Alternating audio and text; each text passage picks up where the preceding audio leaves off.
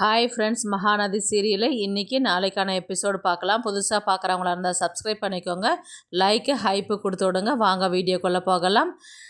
Friday பார்த்தீங்கன்னா, விஜய் தாத்தா கிட்ட தான் கேட்டுருப்பார். எப்படி என்னாச்சு, எதனால் காவேரி இறந்துட்டா அப்படின்ற மாதிரி தான் கேட்டுருப்பார். அப்படியே தான் எபிசோடு முடிச்சிருப்பாங்க. இன்றைக்கும் அதே பார்த்திங்கன்னா ஒரு 1/4 மணி நேரம் கிட்ட அதுவே கண்டினியூ பண்ணிட்டுருக்குறாங்க. நீங்கள் செய்கிறதெல்லாம் நான் உங்களை நம்பிக்கிட்டு இருந்தது நான் பண்ண பெரிய தப்பு தான் அப்படின்ற மாதிரி தான் ஸ்டார்ட் பண்ணுவார் மறுபடியும். அதுக்கப்புறம் விஜயோடைய தாத்தா சோமு என்ன சொல்லுவார்னு பார்த்தீங்கன்னா, உன்னால் உனக்கும் பாப்பாவுக்கும் எந்த பிரச்சனையும் வராமல் இருக்கணுன்றது பாட்டி சொன்னதை அன்றைக்கி அது எங்களுக்கு கரெக்டாக பட்டது. அதனால தான் நான் காவேரி இறந்து போயிட்டான்றதை நாங்கள் சொன்னோம் அப்படின்ற மாதிரி தான் சோமு சொல்லுவார். உடனே பார்த்திங்கன்னா விஜய் கோவப்பட்டு கத்துவார். பசுபதியால் தான் பிரச்சனை வருதுன்றது எப்போ பார்த்தாலும் இதே ஒரு ரீசனை சொல்லி நீங்கள் செஞ்ச தப்பை மறைக்க பார்க்காதீங்க அப்படின்ற மாதிரி தான் விஜய் சோமுக்கிட்ட கத்தின்னு இருப்பார்.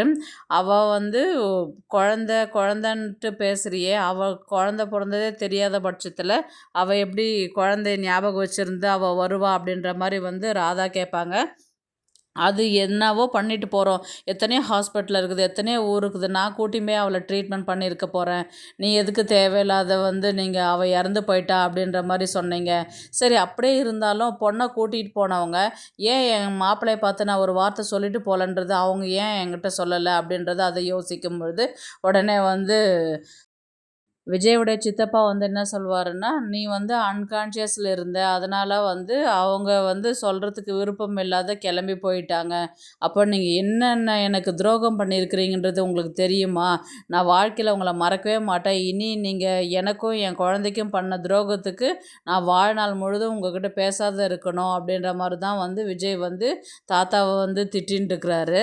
அன்கான்ஷியஸில் இருந்தேன் அப்படின்னு சொன்னதுக்கு உடனே விஜய்க்கு கோவம் என்னை வச்சு என்னென்ன பண்ண முடியுமோ அத்தனையுமே நீங்கள் பண்ணியிருக்கிறீங்க இல்லையா, எனக்கும் என் குழந்தைக்கும் செஞ்ச துரோகத்துக்கு உங்களை நான் யாரையுமே மன்னிக்கவே மாட்டேன் அப்படின்ற மாதிரி விஜய் கத்திட்டு நேராக ஸ்கூலுக்கு கிளம்பிடுவார்.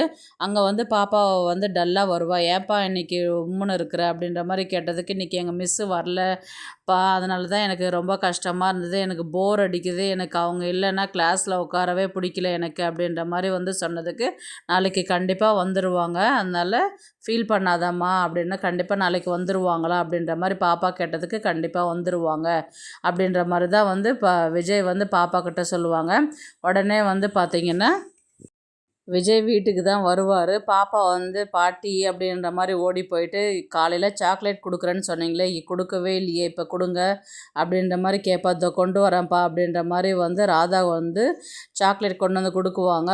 பாப்பா வாங்க போகிற நேரத்தில் விஜய் பார்த்துட்டு, அம்மோ நீ அதை வாங்காத, வாங்க அப்படின்ற மாதிரி பேசுவாங்க. இனி தாத்தா கிட்ட பாட்டிக்கிட்டலாம் யார்கிட்டையும் பேசக்கூடாது, யார் எது கொடுத்தாலும் வாங்கக்கூடாது அப்படின்ற மாதிரி பாப்பா கையில் இருக்கிற சாக்லேட் வாங்கி ராதா கிட்ட கொடுத்துட்டு அதுக்கப்புறம் இவங்க கிளம்புவாங்க. அதுக்கு ராதா சொல்லுவாங்க, ஒரே ஒரு சாக்லேட் தானே, ஏன் குழந்தைகிட்ட எல்லாம் இப்படி பேசுகிற அப்படின்ற மாதிரி தாத்தாவும் கேட்பார்.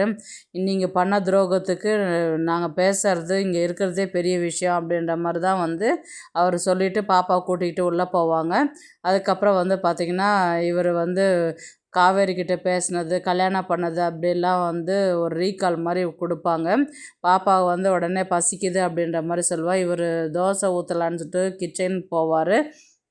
அங்கே பார்த்திங்கன்னா வேலைக்கார அம்மா கிளம்பி போவாங்க.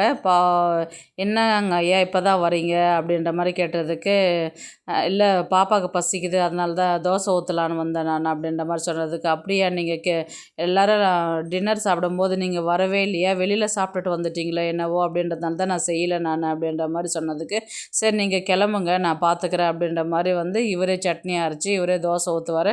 அந்த இடத்துல ராதா என்கிட்ட சொல்லியிருந்தா நான் செய்ய மாட்டேனா அப்படின்ற மாதிரி அவங்க கேட்பாங்க. இவர் எதுவுமே பேசாத அங்கேருந்து கிளம்பி போயிடுவார். அப்புறம் பாப்பா கிட்ட தோசை ஊட்டின்னு இருப்பார். ஏன் பாப்பா என்ன கேட்பானே, ஏன்ப்பா தாத்தா கிட்ட பாட்டிக்கிட்டலாம் அப்படி சொன்னீங்க, சாக்லேட் கொடுத்ததுக்கு ஏன் வாங்க வேணாங்க, அவங்க நம்ம ஃபேமிலி தானே அப்படின்ற மாதிரி பாப்பா கேட்டதுக்கு, நம்ம ஃபேமிலியாக இருந்தாலும் அவங்க நமக்கு துரோகம் பண்ணிட்டாங்கம்மா, நம்மளை நிம்மதியாகவே வாழ விடலை அப்படின்ற மாதிரி தான் விஜய் பாப்பா கிட்ட சொல்லிட்டு இருப்பார். உடனே பார்த்திங்கன்னா அடுத்த நாள் காவேரி வீட்டுக்கு தான் வெயிட் பண்ணிட்டு இருப்பார் விஜய். அங்கே வந்து பார்த்தீங்கன்னா காவேரி ஆட்டோலேருந்து வந்து இறங்குறது பார்ப்பாரு. பார்த்த உடனே அப்படியே எபிசோடை வந்து முடிப்பாங்க. நாளைக்கு வந்து பார்த்தீங்கன்னா விஜய் வந்து சாரதாவை பார்த்து பேசுகிற மாதிரி தான் கொண்டு போவாங்க கதை. வாங்க மாப்பிள்ளை அப்படின்ற, என்னங்க மாப்பிள்ளை அப்படின்னு அதிர்ச்சி. ஏன்னா அவங்க இறந்துட்டாங்க அப்படின்ற மாதிரி தான் வந்து சாரதா கிட்ட சொன்னதுனால தான் அங்கேருந்து கிளம்பி போனாங்க இல்லையா. இப்போ இவர் உயிரோடு போய் நிற்கும் பொழுது வந்து பார்த்திங்கன்னா அவங்களுக்கு சாரதாக்கு ரொம்ப ஆச்சரியமாக இருக்கும். எப்படி மாப்பிள்ளை இருக்கிறீங்க, என்ன பண்ணுறீங்க, வாங்க வீட்டு உள்ள வாங்க அப்படின்ற மாதிரி தான் வந்து கூப்பிடுவாங்க. ஆனால் வந்து பார்த்திங்கன்னா காவேரிக்கு வந்து இது கொஞ்சம் குழப்பமாக இருக்கும். அம்மாவுடைய அப்பா எப்படி அம்மாக்கிட்ட வந்து பேசுகிறாங்க, அம்மாவை எப்படி தெரியும் அப்படின்ற மாதிரி தான் வந்து காவேரி வந்து யோசிப்பாங்க. மாப்பிள்ளைலாம் வேறு சொல்கிறாங்களே அப்படின்ற மாதிரி தான் வந்து காவேரி வந்து யோசிப்பாங்க. அதுக்கு இவங்க சாரதா என்ன பண்ணுவாங்க, வாங்க கொஞ்சம் தனியாக போய் பேசலாம் வெளியில் அப்படின்ற மாதிரி தான் வந்து இவர் விஜயை கூட்டிக்கிட்டு வெளியில் வந்து இவங்க பேசுவாங்க.